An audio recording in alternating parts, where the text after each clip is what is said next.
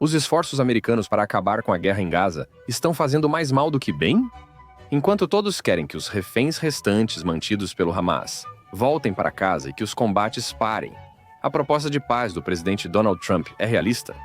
E mesmo que pudesse ser implementada, há algum motivo para acreditar que o Hamas simplesmente vai entregar Gaza ao ex-primeiro-ministro britânico Tony Blair, ao Catar e à autoridade palestina? E mesmo que fizessem isso não seria apenas uma repetição de experiências passadas, de busca pela paz, que sempre fracassam porque os palestinos realmente apoiam o objetivo islamista de destruir Israel e o genocídio do povo judeu? A seguir, no Think Twice, vamos analisar a fundo o plano de Trump e se ele é um caminho para um prêmio Nobel da Paz ou para o desastre e mais derramamento de sangue.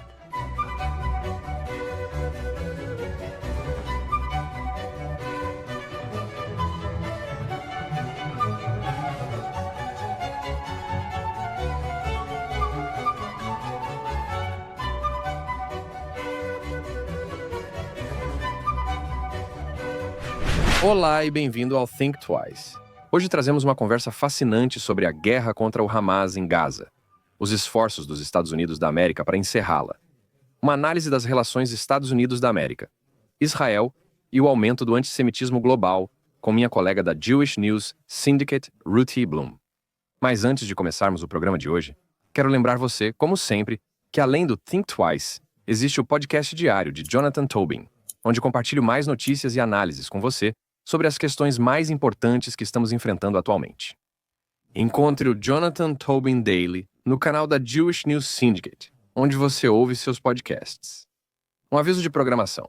Estaremos fora nas próximas 2 semanas por causa de Sukkot, mas voltaremos no dia 23 de outubro com um novo episódio. E agora, vamos ao programa de hoje. O premier israelense, Benjamin Netanyahu, foi aos Estados Unidos da América, não só para permitir que antissemitas da Organização das Nações Unidas encenassem uma saída durante seu discurso na Assembleia Geral. A principal pauta em seu itinerário era uma visita à Casa Branca para discutir um novo plano de paz americano do governo Trump, cujo objetivo é o fim da guerra em Gaza, o retorno dos israelenses mantidos reféns lá pelo Hamas, além de um plano para a administração de Gaza no pós-guerra. O plano foi criado por Jared Kushner, genro de Trump, e pelo ex-primeiro-ministro britânico Tony Blair, com grande contribuição dos financiadores do extremismo islâmico no Catar. Parece que ele propõe uma Gaza sem o Hamas no governo. Mas é remotamente realista imaginar que o Hamas simplesmente entregaria Gaza a alguém, muito menos a Tony Blair e a um plano americano? Será que a força de segurança sugerida conseguiria impedir ações do Hamas ou garantir a segurança de Israel, caso as forças de defesa de Israel deixem totalmente a faixa? E pode sair algo de bom de qualquer coisa que envolva o Catar e seu amiguinho na administração Trump, Steve Witkoff, além da autoridade palestina? Estou muito feliz em receber minha amiga e colega da Jewish News Syndicate, Ruthie Bloom, para discutir esse assunto. Ruthie Bloom é ex-assessora do gabinete do primeiro-ministro Benjamin Netanyahu, colunista premiada e editora sênior colaboradora da Jewish News Syndicate. Ela apresenta o Jewish News Syndicate Televisão, Israel and Diplomatic, junto com Mark Regev. Na coluna, ela aborda política israelense e relações Estados Unidos da América, Israel. E ela também é autora de To Hell in a Handbasket, Carter, Obama and the Arab Spring. Ruth, bem-vinda de volta ao Think Twice. Obrigada por me receber, Jonathan. É sempre ótimo estar com você pessoalmente e também remotamente com você nos Estados Unidos e eu em Israel. Espero conseguir expressar minhas opiniões hoje, porque estou bastante nervosa com o que está acontecendo. Ok. Bem, Ruth, obrigado por tirar um tempo para se juntar a nós hoje. Peço que nos situe na Casa Branca, nas conversas entre o primeiro-ministro Netanyahu e o presidente Trump com sua equipe. Netanyahu está caindo em uma armadilha esta semana? Não acho que ele esteja caindo em uma armadilha só esta semana. Isso ocorre há tempos. Ele tem sido mantido informado durante todos esses últimos dias e semanas. Então não é uma armadilha. Ele não se surpreende com o que acontece. Ainda ouvimos falar do plano de 21 pontos. Não tenho dúvidas de que Netanyahu e o ministro de Assuntos Estratégicos, Ron Dermer analisaram o plano e talvez até tenham escrito alguns dos pontos dele. Isso eu não sei, mas parece que é o caso. Então ele não está surpreso e foi recebido muito calorosamente, como de costume, pelo presidente Trump na entrada da Casa Branca. Nós vimos isso. Ao se aproximar, eles se cumprimentaram calorosamente, como sempre, e entraram. E eu não sei se estou interpretando demais, mas Netanyahu também se virou para acenar para os repórteres, assim como o presidente Trump. Netanyahu parecia um pouco preocupado. É possível que, como eu disse, eu estivesse projetando meu próprio pânico nele. Ele também está exausto, tenho certeza de que ele não dorme há dias. Este é um momento muito crucial agora na guerra. E uma coisa que eu vou dizer é que o estágio é: eles entraram, estão tendo reuniões, depois vão almoçar e então fazer uma declaração conjunta, que deveria acontecer em um determinado horário e foi adiada. Vai acontecer mais tarde e isso geralmente acontece também, então isso não é uma armadilha. A questão, porém, é: será que realmente vai sair alguma coisa disso? Essa é a grande questão. Nós temos falado sobre isso, mas há certos elementos desse plano que eu não chamaria de plano de paz. Eu sei que Trump gosta de chamar assim, mas, sabe, isso não é exatamente paz. O fim de uma guerra com aqueles bárbaros não é paz. Talvez seja o melhor que podemos esperar. Não tenho certeza. É possível, mas não chamaria isso de paz. Vamos falar um pouco sobre os autores do plano de Trump. Você sugere que os israelenses já sabiam disso. Todo mundo tem tratado isso de forma aberta. Mas as principais pessoas por trás disso parecem ser Jared Kushner, que foi conselheiro do Trump no primeiro mandato e também é seu genro, e o ex-primeiro-ministro britânico Tony Blair. Então a questão é: o que Tony Blair está fazendo lá? E até que ponto os amigos de Israel deveriam confiar nele ou no Jared Kushner para fazer a coisa certa aqui? Bem, não é questão de confiar neles para fazer o certo. A primeira questão é: se for verdade que esse plano, antes de qualquer coisa acontecer, a primeira coisa que precisa acontecer é que o Hamas, nas primeiras 48 horas após chegar a esse acordo, chamado de acordo, tem que devolver todos os reféns, 20 reféns vivos e 28 mortos. Agora veja, isso é logo de cara. Agora, eu sou muito cética de que o Hamas vai fazer isso. E se o Hamas não fizer isso, então não há plano. Certo. Segundo até mesmo o presidente Trump, não estou dizendo só segundo Netanyahu. Então, se essa é a condição. Agora, aqui vem a parte complicada. Todos os israelenses, todos os judeus, acho que todas as pessoas querem esses reféns de volta para casa. Nem todas as pessoas. O Hamas. Pessoas decentes, digamos assim. Pessoas decentes querem os reféns e todos os israelenses de volta para casa, e rezamos por eles. Os 20 sobreviventes estão sendo torturados e passando fome, o que é revoltante. Então todos nós queremos vê-los em casa. E se eles realmente voltarem para casa, isso será um enorme alívio para todo o público. Dito isso, se o que vier depois for que Israel tenha que se retirar de Gaza, não ter controle militar, traçar um caminho para um Estado palestino e tudo isso, sabe, Tony Blair não me incomoda tanto. Quero dizer, sabe o que é irônico sobre o ex-primeiro-ministro britânico Tony Blair? Sempre o vi como alguém liberal e flexível. Eu não era fã. No entanto, comparado ao Keir Starmer, Tony Blair é como um... pilar de força. Exatamente. Então... Embora ele é profundamente impopular na Grã-Bretanha. Quero dizer, ele não consegue, sabe, ele não consegue nem ser preso na Grã-Bretanha hoje em dia. Sabe, onde as pessoas o culpam pela guerra do Iraque. Quero dizer, é como se... Acho que os americanos meio que, sabe, me perdoe, eu já perdoei George W. Bush. Mas os britânicos não perdoaram Tony Blair. Ele pertence a uma era anterior do Partido Trabalhista. O novo Partido Trabalhista dos anos 90, como diz a esquerda, acabou na lata de lixo da história. Na Grã-Bretanha meio que tomou conta. Keir Starmer é uma versão meio diluída disso, ao contrário de Jeremy Corbyn. Sim, ele é mais rígido que Keir Starmer, mas isso não significa muito. Certo. De certa forma, parece uma piada porque não se trata de confiar em Jared Kushner. E eu, Jared Kushner, fiz algumas coisas muito boas no primeiro mandato do presidente Trump. Não é que eu não confie neles, ok? Antes de tudo, preciso dizer algo bom sobre o presidente Trump. Trump foi o melhor amigo de Israel na Casa Branca. Isso precisa ser dito porque, aconteça o que acontecer aqui, isso também é um problema para Netanyahu, já que a última coisa que ele quer é antagonizar o melhor amigo que Israel já teve na Casa Branca e acabar mal com ele. Além disso, ele pode não ter motivo para isso. Minha esperança é que os reféns voltem para casa, mas isso é incerto, já que o Hamas está dizendo talvez possamos. Perdemos o controle de alguns. Exatamente. Além disso, Hamas, o que eu não estou conseguindo entender em todo esse plano é o que o Hamas ganha com isso. Nós sabemos que é assim, ok, Israel vai concordar se eles depuserem as armas, que alguns dos líderes que ainda não morreram poderão ficar, sabe? Poderão sair de Gaza e ir morar em outro lugar. Sabemos disso e é um preço que podemos pagar. Eu, Netanyahu, sempre disse que aceitaria. Essa é uma das coisas que ele estaria disposto a negociar. Mas o que eles ganhariam ao libertar todos os reféns logo no início?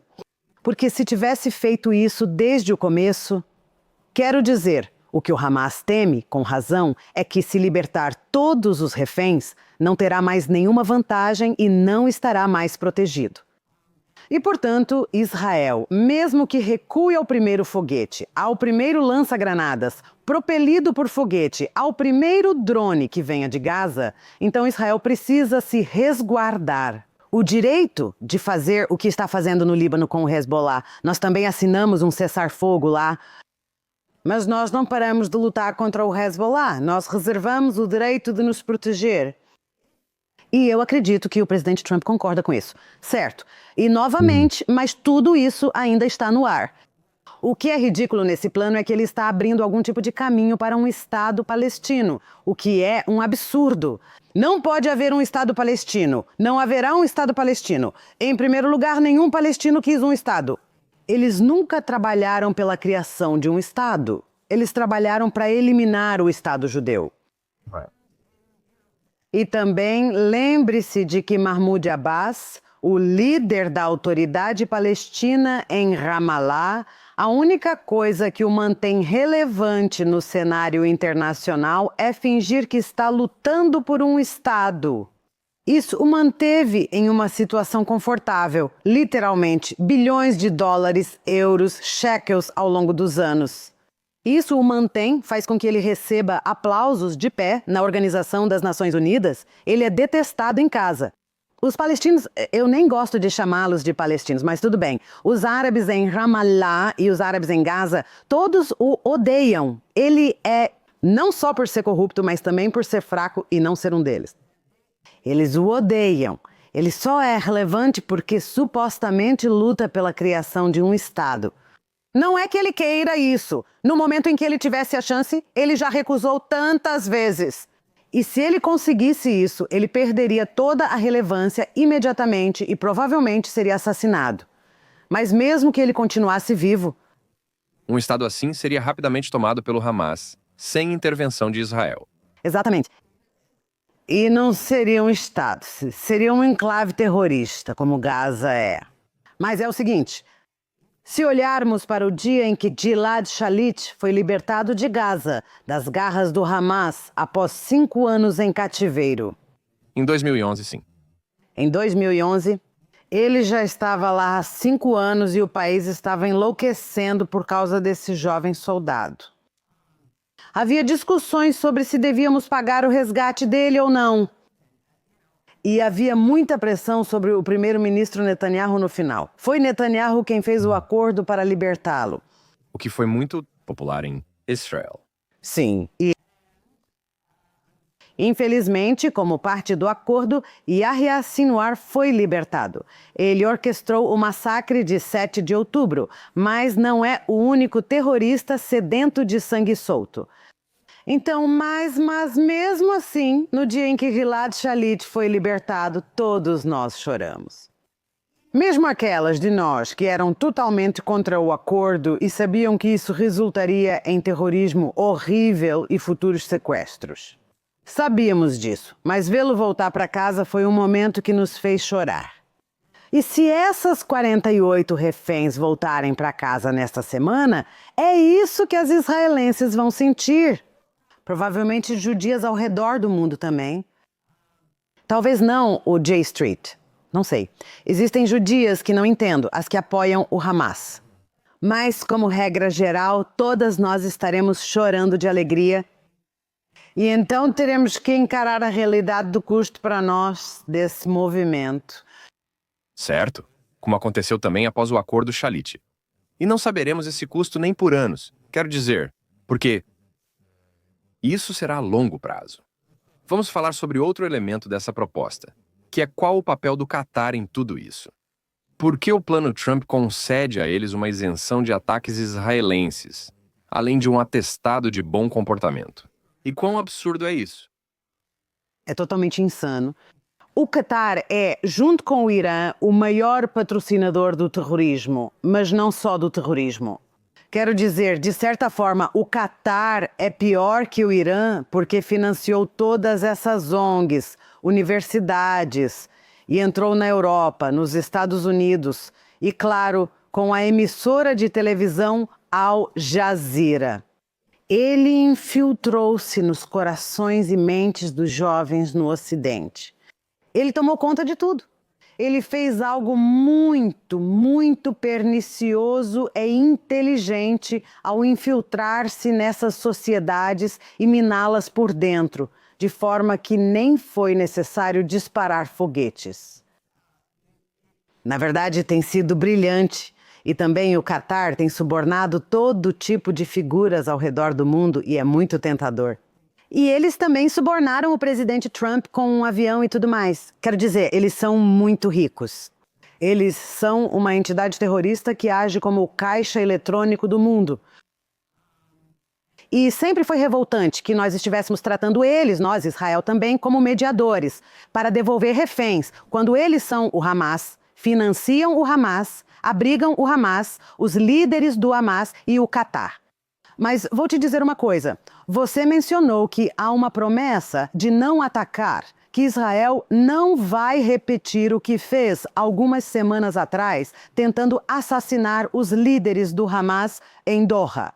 Mas, ironicamente, está claro que essa tentativa fez com que o Catar começasse a pressionar o Hamas e dissesse: vocês, é melhor fazerem isso ou vamos expulsá-los. Sabemos disso porque o Catar claramente disse: não, agora vão bombardear nossos prédios. Esquece. Tipo, Hamas, não vale a pena para a gente ter que hospedar o Hamas nesses lugares luxuosos, né? Vivendo vidas de luxo. E eles estão nos colocando em perigo porque, enquanto eles estiverem aqui, Israel jurou pegá-los onde quer que estejam. Então precisamos tirá-los daqui. E precisamos dizer a eles agora mesmo: libertem esses reféns. Tudo bem. Agora, o Catar poderia ter feito isso há 2 anos, certo? É. Mas eles não fizeram. Mas vamos aprofundar em outro elemento disso, que é: por que a administração dos Estados Unidos da América mais pró-Israel de todas pensa tão bem do Catar? Qual que é a conexão aqui? Já falamos antes neste podcast sobre Steve Witkoff ter sido resgatado por eles. Mas eu acho que a parte do Kushner nisso também é porque Kushner é muito pró-Israel, né? Obviamente. Ele é amigo de Israel. Ele é judeu. Ele é casado com a filha do presidente. Mas também, o principal negócio dele atualmente é fazer negócios no Oriente Médio. Investindo no Golfo. Ele se envolve com todos esses líderes árabes. Se você ler as memórias dele, que eu resenhei quando foram lançadas há alguns anos atrás, trata-se de como ele foi bajulado, homenageado e ganhou banquetes por todo lado. Pequenos reinados mesquinhos. E ele está totalmente envolvido com essas pessoas, meio que acredita nelas e acha que elas são bons aliados. E há um elemento nisso que faz sentido, porque eu acho que esses países querem fazer as pazes. Eles não buscam paz com Israel, mas querem negócios com os Estados Unidos da América. e relações normais. Eles querem ser protegidos do Irã, ou pelo menos alguns deles, além de ter cobertura. O que está acontecendo com isso? Você tem razão. Falamos bastante sobre isso e sobre membros da administração. Desde o início, dissemos, Steve Witkoff está envolvido com o Qatar, o filho dele, Jared Kushner e outros. Mas eu digo, mesmo se deixarmos de lado a parte que parece corrupção ou suborno, ou o que você quiser chamar. Parece corrupção e suborno. Parece sim. Deixa isso de lado, por um momento. Diga que não é. Ok, existem outras explicações psicológicas também. Ok, não é só corrupção. Primeiro de tudo, esses caras que são empresários, eles não estão, eu acho que eles estão menos focados em entender sobre ideologia político-religiosa e o poder que ela tem. Eles costumam fazer acordos ligados a interesses comerciais. Sabe, nós dois temos interesses e tentamos alinhar esses interesses. E quero dizer, isso é verdade na diplomacia internacional, mas só até certo ponto, porque o islamismo radical não é algo com o qual você possa negociar. Não é uma transação, sabe, para eles. Não é. Como sempre dissemos em Israel, a questão palestina não se resume a uma negociação imobiliária. Muita gente não entende isso. Aliás, você citou que Jared Kushner é judeu. Ah, e daí? Chuck Schumer é judeu. Quer que eu cite vários judeus para você? E muitas vezes em Israel eles dizem, não, Trump gosta, ele tem netos judeus. E eu digo, quer que eu cite um monte de judeus que conhecemos que são totalmente anti-Israel e que têm netos judeus? Isso não é um argumento. Na verdade, o fato de ele ser judeu torna ainda mais surpreendente que ele seja tão pró-Israel atualmente. É assim que me sinto sobre o assunto. Então, vamos dizer que não é corrupção. Vamos dizer que eles são levados, sabe, a algo muito, muito sedutor na cultura árabe. Posso te dizer isso também porque, vivendo em Israel por décadas, não existe nada como a hospitalidade árabe. Sério. É calorosa, te alimenta e há muito disso, sabe? Junto com o assassinato por honra de suas filhas e esposas, existe a honra aos convidados. Eles são ótimos anfitriões. E isso é realmente tudo, nas memórias de Kushner. Parece ser, sabe, relato após relato de ser bajulado e recebido com festas e homenagens assim. Você está absolutamente certo. E, aliás, ele estava sendo bajulado, recebido com festas e tudo mais por pessoas ricas. Mas até os árabes pobres são assim. Estou dizendo que há algo muito sedutor, especialmente quando você vem de um país ocidental ou, sabe, onde até mesmo para comer uma boa comida você precisa ir a um restaurante chique. Mas você sabe, você está comendo fast food. Não existe toda uma cultura de passar horas fazendo uma refeição cercada de pessoas amorosas, sabe, família e convidados. É muito sedutor, e especialmente se for em um palácio, claro. Mas nem precisa ser em um palácio. Pode ser em uma tenda beduína. Tô te dizendo, é extremamente você é envolvida por um calor humano. E havia israelenses no passado que costumavam brincar sobre isso. Eles diziam, sim, eles vão te alimentar, vão te abraçar e depois vão te apunhalar pelas costas, certo? Quero dizer, essa é a verdade da situação. Sei que parece generalização, mas não dá para entender o Oriente Médio sem compreender a cultura e o idioma, e faltam pessoas com esse conhecimento. Que conhecem o idioma, e mesmo aqueles que conhecem o idioma não conhecem o idioma maior, toda a cultura que vem junto. As sutilezas por trás disso, Exatamente. Então eu diria, mesmo que eu queira dar o benefício da dúvida para Jared Kushner, para o Trump e até para o Witkoff, porque eu tenho que dizer, sabe, todo mundo que já o conheceu, eu não o conheci. Mas nas famílias dos reféns, eles realmente dizem que ele tem sido muito insensível. E eu, sabe, não tenho motivo para duvidar disso. Eu não sei. Ele pode ser um cara muito legal. Eu não sei. Mas eu vou dizer. como eu sempre gosto de dizer, sinceridade é uma virtude muito superestimada. Pode ser, especialmente se for. Mas eu tenho que dizer, acho que o verdadeiro problema aqui, além do que pode ser corrupção, é também serem enganados. Mas olha, eu tenho que dizer que Netanyahu, sabe, 2 semanas antes do massacre de 7 de outubro, eu estava trabalhando então no gabinete do primeiro-ministro e ele foi para os Estados Unidos. Ele viajou para os Estados Unidos, onde se encontrou com Elon Musk, na Califórnia, e depois foi discursar nas Nações Unidas. Eu estava no escritório em Israel, não fui com eles, mas acompanhei. Então ele se encontrou com Elon Musk porque eles estavam conversando sobre inteligência artificial, sabe? E Israel vai estar na vanguarda da inteligência artificial. É a nova onda, né? E então ele foi à Organização das Nações Unidas e fez um discurso mostrando como os acordos de Abraão serão ampliados e a Arábia Saudita. Não lembro dos detalhes, ele mostrou um mapa e a paz está surgindo em todo lugar. E então ele voltou e alguns dias depois, sei lá, não sei, não posso te dar os dias exatos, mas uma semana depois, foi tudo durante o feriado, os feriados judaicos que estamos agora no Simchat Torá, e era um Shabat, e então um massacre aconteceu. Isso aconteceu após afirmar que a paz está surgindo em todos os lugares e inteligência artificial. Agora, não estou dizendo isso para afirmar que Netanyahu foi o culpado pelo massacre de 7 de outubro. Todo mundo aqui foi. Isso estava acontecendo há anos, a preparação para isso, ignorando os sinais. Mas vou dizer que meu instinto inicial foi, enquanto você está, foi assim que me senti naquele primeiro dia, sabe? Enquanto sua cabeça está nas nuvens pensando em inteligência artificial e paz com a Arábia Saudita. Esses jihadistas estão massacrando, estuprando e decapitando bem debaixo dos nossos narizes. E as pessoas com quem você está fazendo esses acordos também são, embora, sabe, você as chame de moderadas. E sim, elas querem os benefícios dos acordos com Israel. E eu tenho que dizer, os Emirados Árabes Unidos e o Bahrein e tudo mais, eles realmente, logo de cara, abraçaram os acordos de Abraão. No entanto, como sempre aconteceu com Israel, quando faz um tratado com alguém, os israelenses foram em massa para os Emirados Árabes Unidos. Eles foram para o Bahrein, eles voaram, eles foram, comeram, fizeram, dançaram no Egito. Durante o Tratado de Paz com o Egito, os israelenses invadiram o Cairo. Vamos ver dançarinas do ventre e as pirâmides. Os egípcios vieram como turistas para Israel? Os emiradenses vieram em massa para Israel? Não.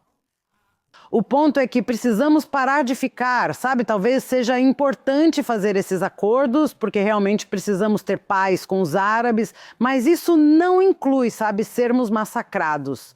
Sim, mas os israelenses querem muito ser amados. Sim, o que é essa história de querer agradar todo mundo, tá bom? Temos que lembrar que não é só que eles precisam da gente tanto quanto, ou até mais do que a gente precisa deles. A gente precisa que eles parem de nos matar. Eles precisam da gente para agricultura, tecnologia, inteligência, tudo isso, tá bom?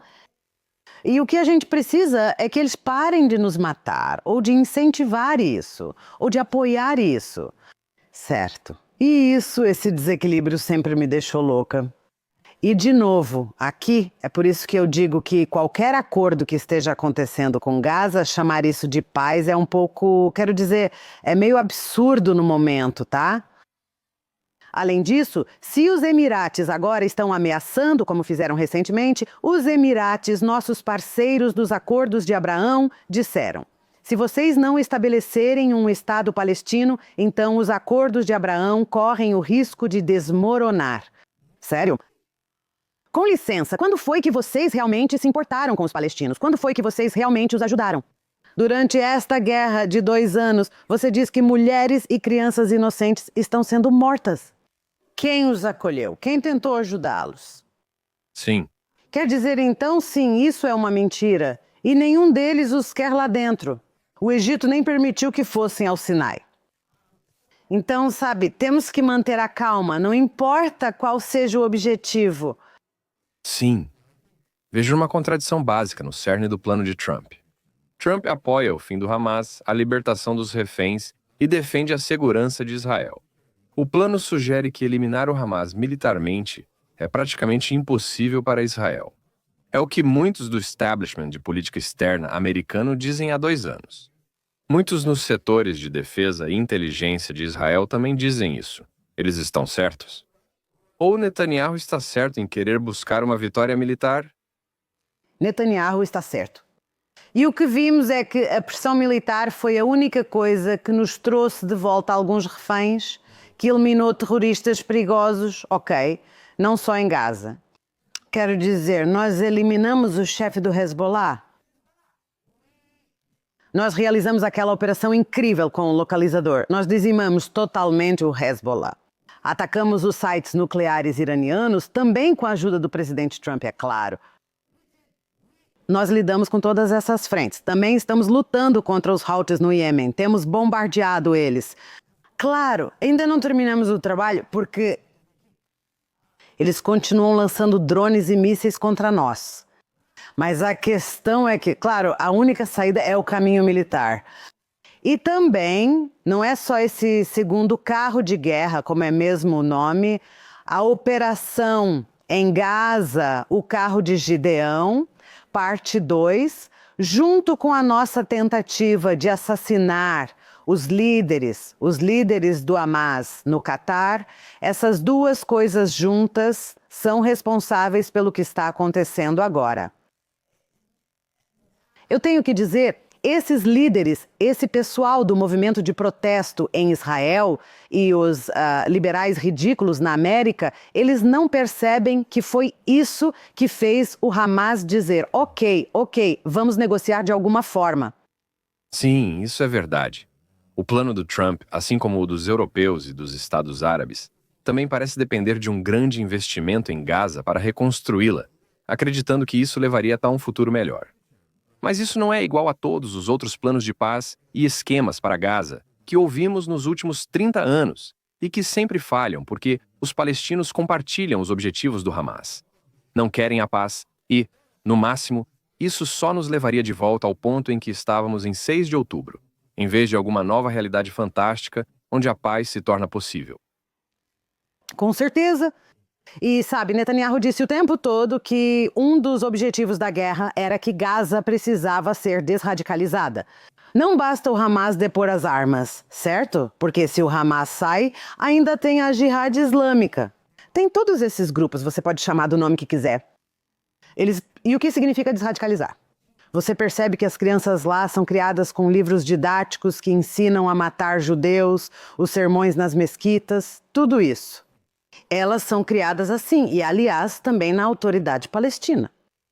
Eles podem, não há como a reabilitação de prédios em uma área fazer qualquer diferença se as pessoas ainda são educadas para matar judeus, cristãos e muçulmanos considerados infiéis. E isso não mudou nem um pouco. Então, o que ele entendeu, o que todos nós entendemos, é que isso não acontece da noite para o dia. Isso leva, sabe, talvez 2 gerações, mas com certeza uma. Ok, com certeza uma geração. E a gente não vê isso acontecendo. Então, sabe, você está certa reconstruindo isso. Você sabe quantas vezes Gaza já foi reabilitada, entre aspas, com bilhões de dólares sendo investidos lá depois. O Hamas ataca Israel, nós reagimos, depois de umas 3 semanas temos um cessar-fogo, certo? Não como nesses 2 anos. Não terminamos o trabalho, eles constroem mais túneis e recebem muito dinheiro. Cada habitante de Gaza poderia ter uma quadra de tênis e uma piscina do lado de fora da sua casa com a quantidade de dinheiro que foi investida naquele lugar. E fazer isso de novo para quê? Para eles construírem mais túneis. Outra questão, suponha que eles digam, ok, vamos depor as armas. Vamos supor tudo isso, sabe? Como se unicórnios estivessem voando sobre a cidade de Gaza. Quem vai o que vai? Garantir que um passo em falso e estaremos de volta lá? Quem vai impedir que construam mais túneis e se preparem, você sabe? O exército israelense vai entrar, certo? Depois vai sair e fazer o quê? Eles dirão, foi só um foguete perdido e não veio dos líderes de lá, sabe? E isso é algo que os israelenses têm feito repetidamente ao longo dos anos. Não fomos nós. Foi algum grupo menor e eles tinham um foguete improvisado. Não, nós já estivemos lá 100 vezes. Então, e nós estávamos lá no momento em que Ariel Sharon, o primeiro-ministro que se separou do Likud e formou o partido Kadima, para que ele pudesse evacuar ou retirar cada último judeu de Gaza para fazer essa coisa chamada desengajamento. E ele disse, mas não se preocupe. Se uma pedrinha passar por cima daquele muro, quanto mais um foguete, uma pedrinha só, nós vamos acabar com eles. Nós fizemos isso? Não. Não. Sabe por quê? Porque a CNN pode filmar, sabe? Os obstáculos para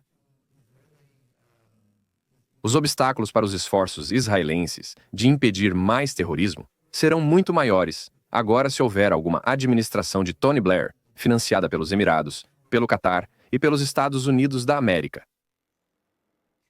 Bem, a menos que o presidente Trump tenha dado a Netanyahu garantias absolutas de que, no caso, se acontecer um único passo em falso nessa direção, Israel está livre para fazer o que precisar fazer. Não esqueça, ele sempre afirmou que Israel deve agir como necessário e pede para encerrar a guerra rapidamente. Mas o que ele realmente quis dizer foi vencer, sabe? Quero dizer, a verdade é que houve um momento em que Trump chegou a sugerir que deveríamos simplesmente bombardear tudo e esquecer os reféns. Ele nunca disse isso, mas afirmou, eu sei o que faria. Quero dizer, ele deu a entender, vamos acabar logo com isso. E foi isso que ele quis dizer. Ele não quis dizer retirar e deixar o Hamas lá, não. Ele quis dizer atacar eles com tudo. E nós não fazemos isso porque não bombardeamos indiscriminadamente. E nós não queríamos prejudicar os reféns. E não queríamos prejudicar os civis palestinos. Sabe, isso ignora algo que acho que nós entendemos, mas que muitos no poder negam. Não é uma guerra entre Israel e Hamas, embora esse seja o jeito mais fácil de chamar. É uma guerra entre Israel e os palestinos. Acho que isso nos leva de volta ao ponto inicial de alguns minutos atrás com essa difícil questão do Netanyahu. Ele pode recusar Trump se souber que esse plano é só um catálogo de ideias ruins e recicladas.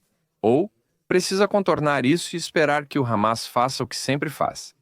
Diga não e sabote qualquer esperança de paz.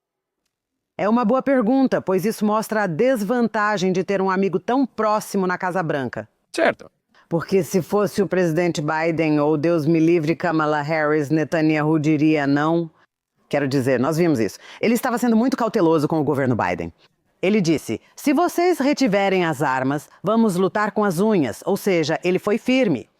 Com Trump, ele não vai fazer isso. E, aliás, eu também não aconselharia ele a fazer. Esse não é o tom que ele deve adotar com o governo Trump. E não seria sensato da parte dele fazer isso. E ele não vai fazer. Quero dizer, ele não é burro. Ele não faria nem quer fazer isso. Como vai contornar a situação?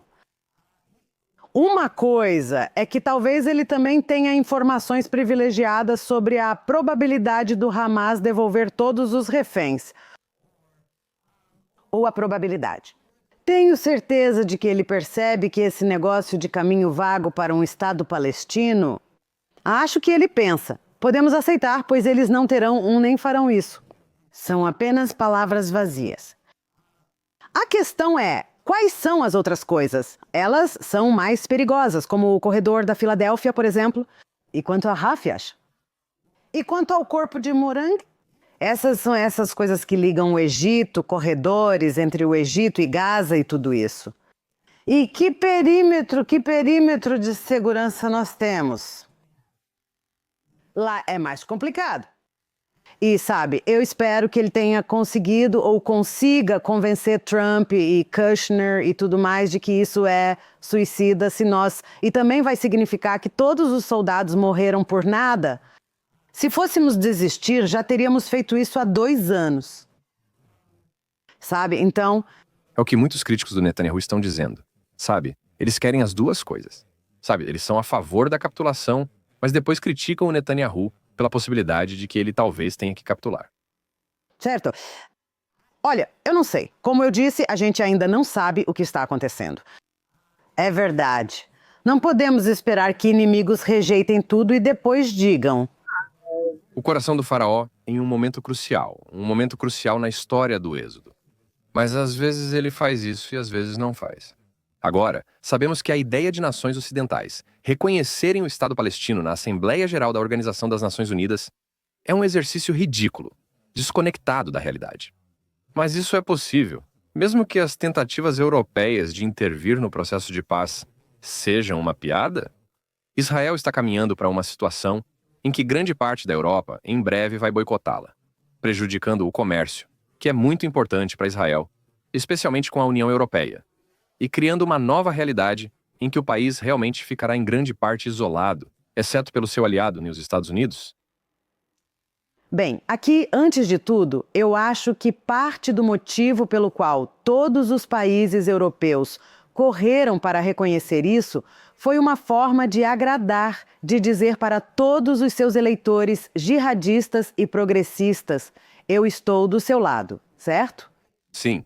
Sem precisar fazer boicote. Porque é o seguinte: você e eu sabemos que para boicotar produtos israelenses, quero dizer, todo mundo já fez piada sobre isso. Todos deveriam viver em uma caverna.